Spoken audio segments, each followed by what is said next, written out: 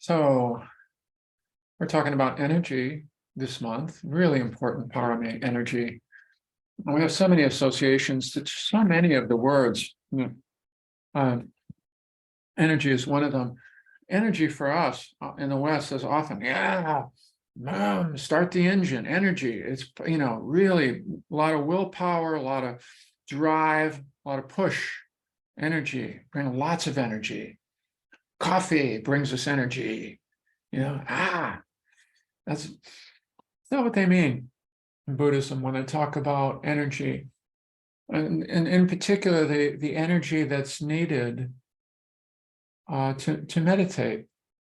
They mean balanced energy. Balanced energy. Yeah, balanced energy. We often talk about being both alert and relaxed, alert and at ease, not just alert like pedal to the metal kind of energy, drive, alert and relaxed. And so much of the practice is finding, well, what is that? How can both of those be in there together? I was a psychologist about 50 years ago came up with something that's been useful in psychology.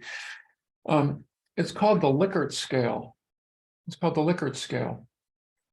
And the Likert scale is a very simple instrument, and you can all do this right now. It's a subjective measure of, in this case, it was anxiety, but we're going to take it to energy in a moment. And it's like this: on a scale from 1 to 10, 1 being the very, very, very lowest, some of the lowest degree of anxiety that you've ever experienced, very, very low, very, very low. And 10 being the highest, the most anxiety you've ever experienced, right? Between 1 and 10. Where are you right now? What number?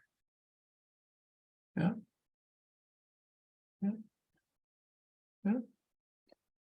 Hopefully, nobody's here at 7 or 8 or 9 right now. As we sit here together, it's probably on the lower end of the scale, right? Yeah, there might be some ruminative stuff going on. It might be a 2 or it might be a 3. Maybe it's a 1. But notice how quickly the number will come to you from 1 to 10. What is it? It's not a matter of analyzing it. We kind of know, all right, this is about a subjective measure. And what he found was, he found this, applied it to test taking in particular. Test taking, big time test taking, like the SATs, that kind of thing, that we've all taken. And what he found was that the optimal level of anxiety itself for taking a test, the optimal level. Now, before I give you the number, imagine what it would be for yourself. Imagine what that would be.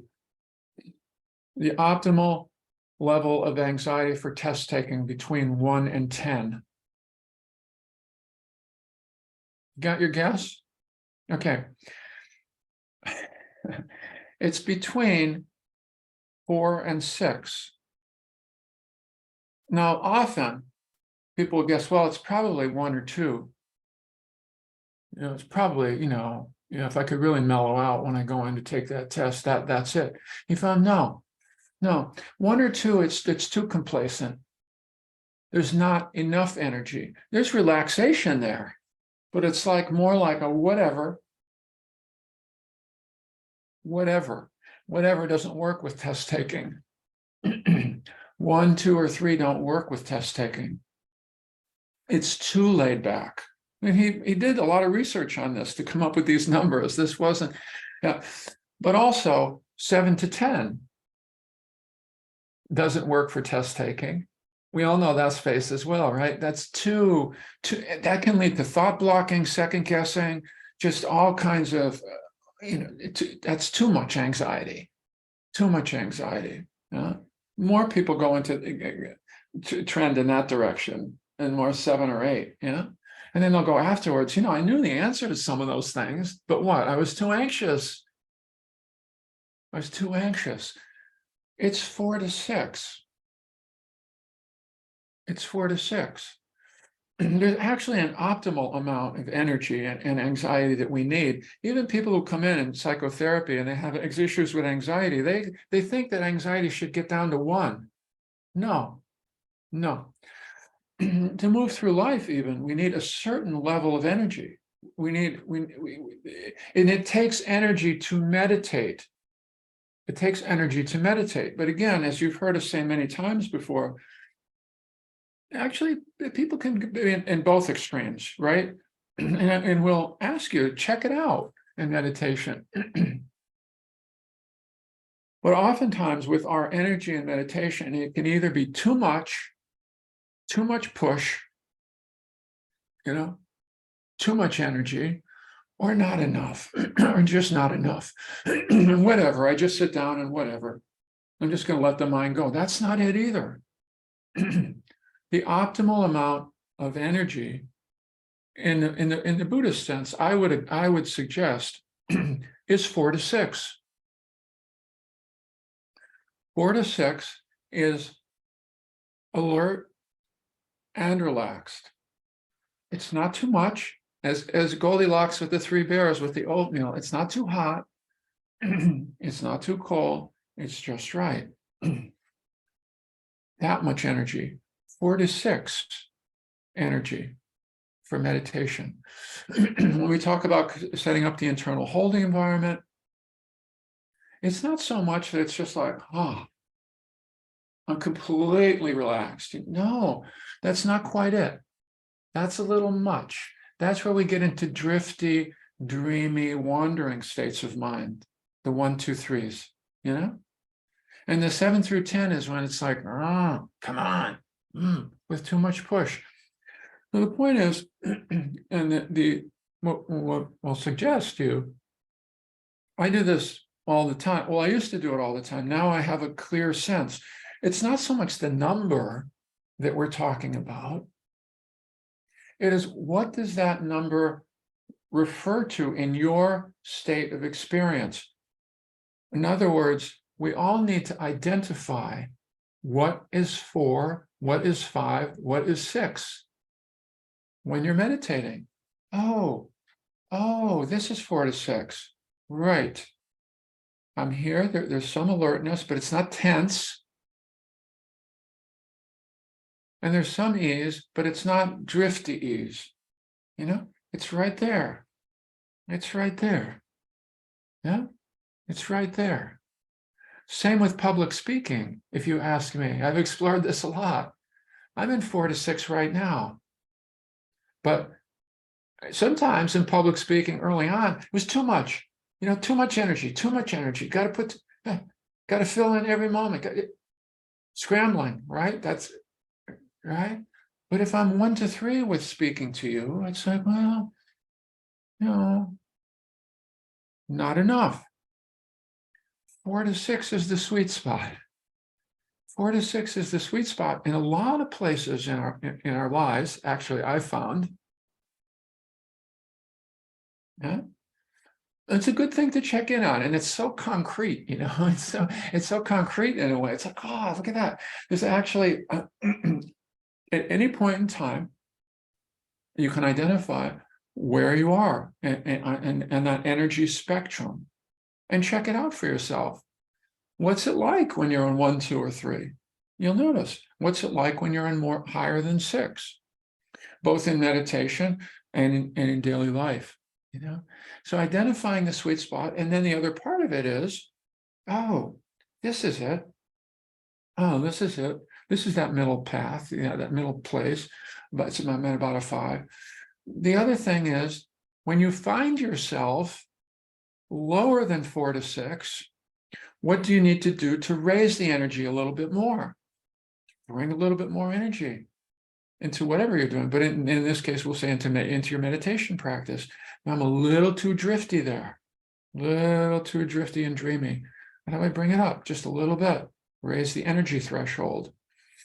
And when it's a little too much, how do I bring it down a little bit? Easy does it, buddy. A little bit more on the exhale. How do I bring the energy down? Right? It's as if you're regulating the energy itself, yeah, up or down. But knowing that, ultimately, but it's for your own exploration, that it's in that middle zone where meditation starts to flow, where I'm present but not holding on too tightly, where I'm present but not drifty, right there, 46. So that's the balanced energy that they're talking about in this parame and in Buddhist meditation practice, right? It's not the drive. It's not the drive, heroic. Yeah. Let's overcome the obstacles. Let's overcome. It's not quite that. It's more finding that middle zone of energy and learning how to stay in that zone. With whatever's going on, other things will come up, but staying in that 4 to 6 zone and beginning to notice, beep, beep, beep. When I go up to 7 or 8 or 9, beep, I know, oh, yep, it's high. Yep, kind of, okay. Need to, emphasize the exhale a little bit more, settle down just a little bit more, or when it's a little low, beep, beep, beep, beep, beep, beep, beep. I'm drifting down there. Oh, how do I come back up into that middle zone of 4 to 6? So I will encourage you to play with that, explore that for yourself, to begin to locate it. You have located it, you just haven't named it as such. It's like, oh, right, this is that 4 to 6 energy space. Yeah, that's where optimal meditation happens, in the 4 to 6 space. Huh? When it's higher than 4 to 6, we're thrashing around. It's chaotic in there. It's wild in there. Okay. When it's less than 4, it's kind of drifty and dreamy. Okay. Doesn't mean we're bad people. It's just not the optimal space for meditation. 4 to 6 is where we'd like to be. Yeah. So play with that, please.